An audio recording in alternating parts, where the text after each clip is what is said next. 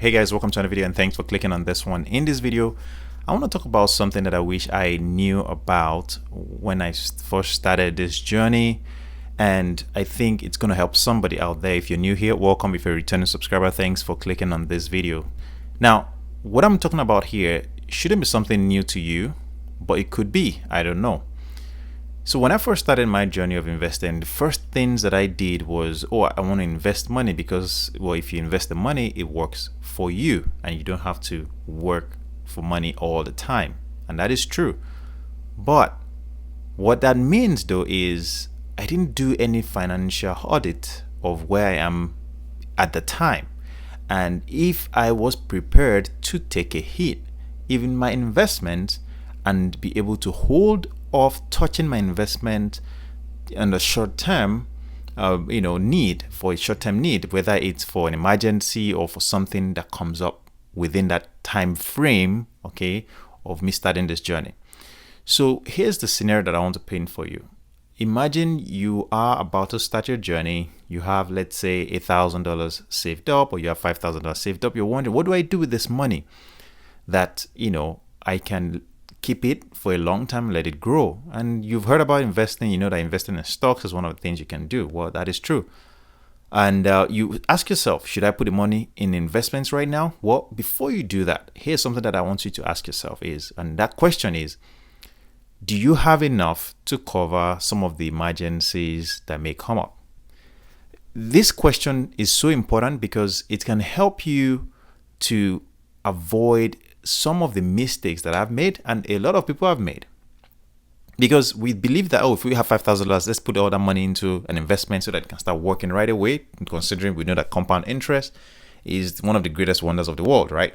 So before you do that, make that decision, before you choose to put that money in an investment, you want to first of all make sure that you have some money saved aside for short-term needs like emergencies. That was one of the mistakes I made.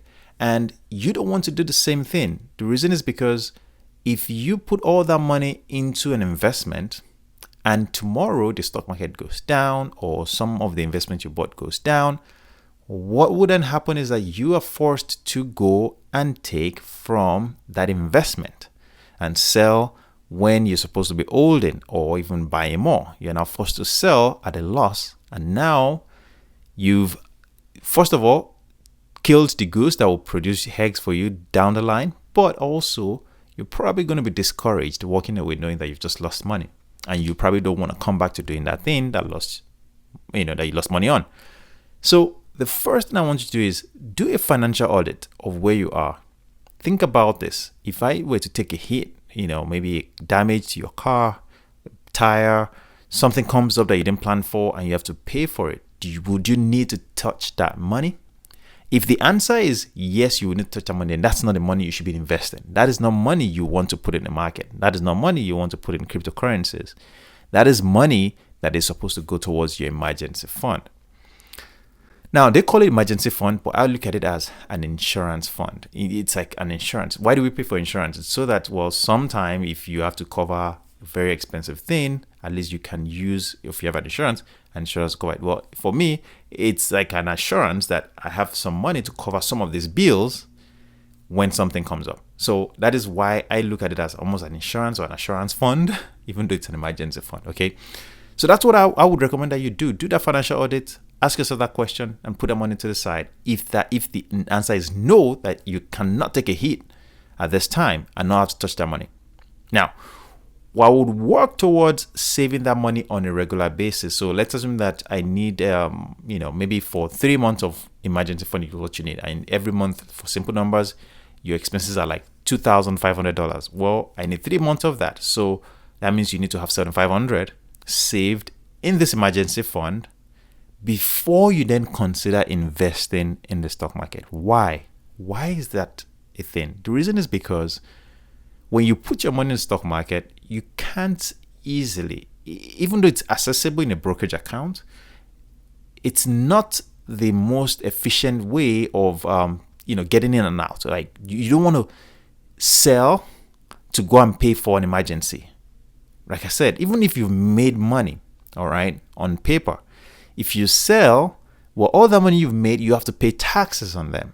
And that means that you are going to owe taxes. Okay. And that is why, especially in a brokerage account, and that is why it's not the most efficient way of building wealth if you are trying to do that by buying stocks, sell, and then go pay for something. The goal of investing is to build this wealth and let it grow over time.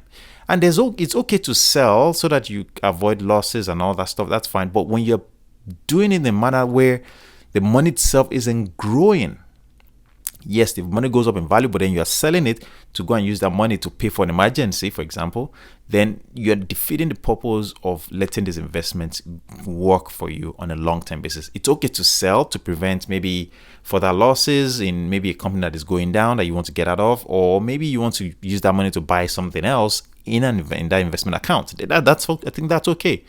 But when you're taking the money out and you're using it to spending on things that, that isn't, again, necessary to survive, for example, you're using it for an emergency fund, then you're defeating the purpose. And that's what you don't want to do. So do that audit. Make sure that you have enough saved for at least 3 months. The goal is to have up to 6 months. Then use the leftover money, okay, after you've set aside emergency fund, use the leftover money to cover to go towards investment. That's what you want to do. I hope this makes sense. I thought about sharing this. If you found value in this one, don't forget to drop a like on it. And I'd love to see you in a future one.